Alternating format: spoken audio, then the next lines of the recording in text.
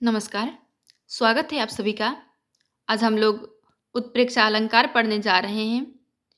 काव्य प्रकाश में कुल 10 उल्लास है।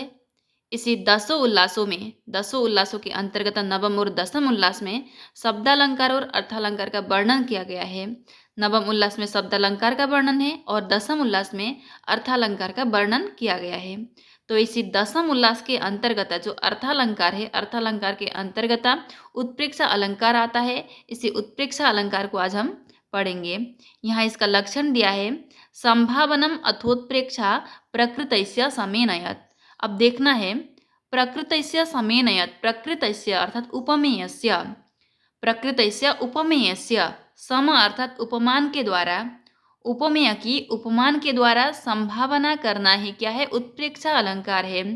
उपमेय की उपमान के द्वारा संभावना करना ही क्या है? उत्प्रेक्षा अलंकार है।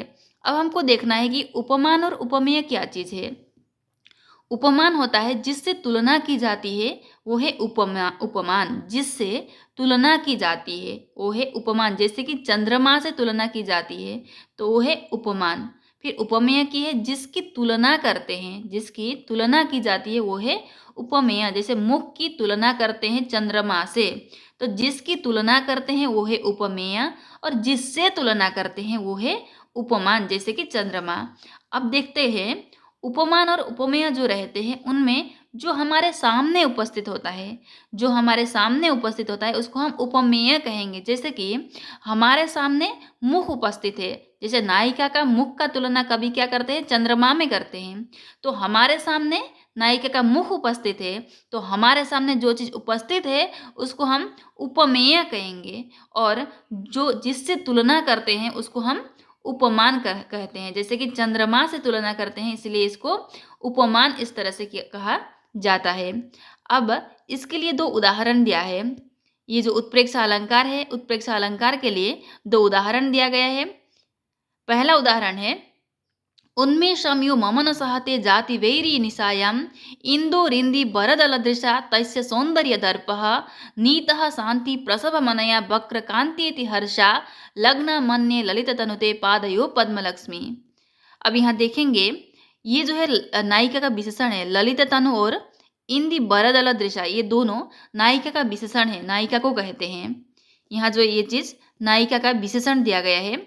अब देखेंगे, ललित तनु, हे ललित तनु अर्थात हे सुंदर शरीर वाली, हे ललित तनु हे सुंदर शरीर वाली, ते पादयो तुम्हारे चरणों में, हे ललित तनु तुम्हारे चरणों में पद्म लक्ष्मी अर्थात कमल की जो शोभा है वो शोभा, मन्य अर्थात मानो, लग्न अर्थात लग रही है। तुम्हारे चरणों में मानो कमल की जो शोभा है वो कमल की शोभा लग रही है। यहाँ नायक जो है अपनी नायिका को कहते हैं, मानो ऐसा लग रहा है कि कमल की जो शोभा है वो कमल की शोभा तुम्हारे चरणों में आकर के लग गई है। अब देखेंगे, यह अर्थात जो चंद्रमा है वो चंद्रमा कैसा है? जाति वैरी, जाति वैरी अर्थात जन्म से ही जो शत्रु है, वैरी अर्थात शत्रु, जन्म से ही जो शत्रु है। किसकी शत्रु? तो पद्म लक्ष्मी की शत्रु, कमल की शत्रु चंद्रमा है। कमल की जो शत्रु है वो चंद्रमा है। इसीलिए कहते हैं कि दिन में कमल खिलती है और रात में जो है चंद्रमा प्रकाशित होती है।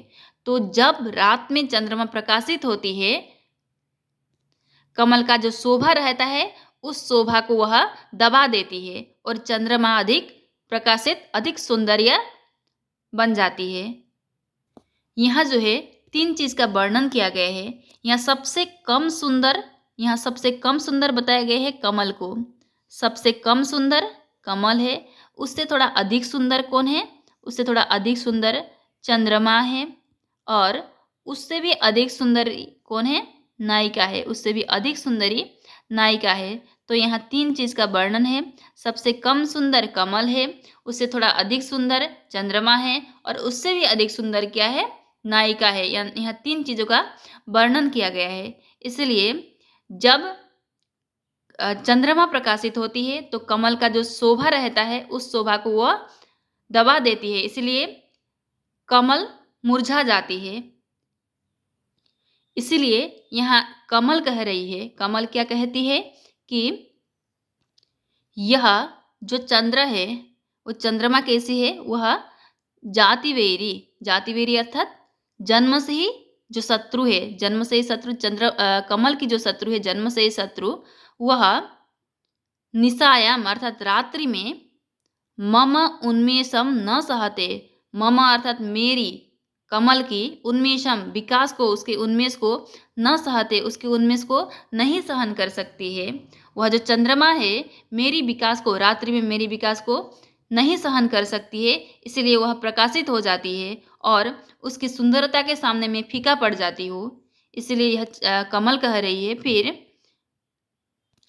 तस्य सौंदर्य दर्प, वह जो चंद्रमा है, चंद्रमा का जो सुंदरता था, उसके सुंदरता का अभिमान जो था कि मैं ही सबसे ज़्यादा सुंदर हूँ, इस चीज़ का जो अभिमान था, इस अभिमान को इंदी बरदल दृशा, इंदिवर के समान नेत्र वाली, इंदिवर के दल के समान दृष्टि वाली ऐसी जो युवती है, ऐसी कमल नयनी के द्वारा, ऐसी कमल नयनी के द्वारा तैसे सौंदर्य दर्प, उस चंद्रमा का जो अभिमान था, उस अभिमान को फीका कर दिया है, उस अभिमान को तोड़ दिया गया है। अब ये कमल नयनी कैसी है? वो कमल नयनी है वक्र कांति थी। ये कमल नयनी कैसी है? अपने मुख की कांति से। ये जो नायिका है कमल नयनी जो है, इसने अपने मुख की कांति से तस्य इंदु अर्थात उस चंद्रमा का जो, वो जो चंद्रमा है, चंद्रमा का सौंदर्य दर्प, सुंदरता का जो अभिमान था, उसको प्रसभम अर्थात जबरदस्ती ही क्या कर दिया है? शांतिम नीत अर्थात शांत कर दिया है, उसको ठंडा कर दिया है।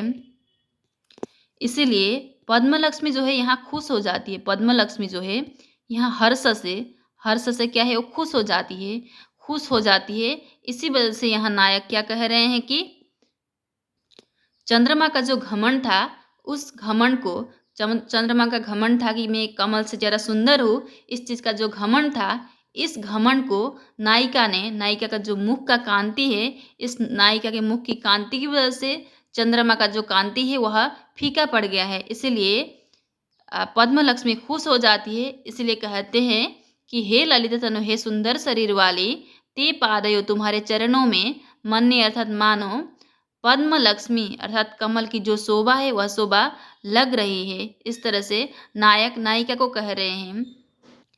तो जो नायक है यहाँ नायिका की चरण की लक्ष्मी की तुलना, सुंदरता की जो तुलना है वह कमल की शोभा से कर रहा है। कमल की जो शोभा थी वह नायिका की चरणों में आकर के लिपट गई है।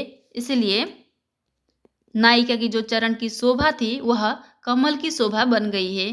कमल का जिस तरह का शोभा है, उसी शोभा के सदृश नायिका की चरण की शोभा बन गई है। और नायिका का जो चरण है वह कमल की तरह सुंदर है। इस चीज़ का यहाँ संभावना किया गया है। इसलिए यह उत्प्रेक्षा अलंकार का उदाहरण है। दूसरा एक उदाहरण दिया है, लिम्पतीव तमोंगानी वर्षति बांजनम नवः असत्पुरुष सेवेव दृष्टि विफलताम गता। ये जो श्लोक है यह मृच्छकटिकम से लिया गया है।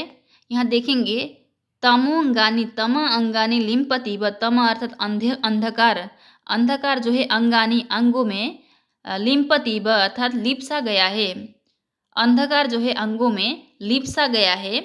और दूसरा है बरसती बांजनम नभ अर्थात आकाश से मानो अंजन अर्थात काजल बरस रहा है। ये दोनों चीज़ नहीं हो सकता है। यहाँ देखना है प्रथम पंक्ति जो है उत्प्रेक्षा अलंकार का उदाहरण है और दूसरा जो पंक्ति है यह उपमा अलंकार का उदाहरण है। उत्प्रेक्षा अलंकार में संभावना बताया जाता है, जो चीज़ होता नहीं है, जैसे लिम्पति व तमोंगानी अर्थात अंधकार जो है शरीर में लिप सा गया है। अब शरीर में अंधकार तो कभी लिप नहीं सकता है। जिस तरह से तेल आदि का लेपन होता है, इस तरह से अंधकार तो शरीर में लेपन नहीं कर सकते हैं। पर यहाँ कभी संभावना करते हैं लिम्पति व तमोंगानी, तम जो है अंधकार जो है अंग शरीर में लिप सा गया है, और नभ अर्थात आकाश से मानो अंजन अर्थात काजल बरस रहा है। ये दोनों यहाँ संभावना करते हैं।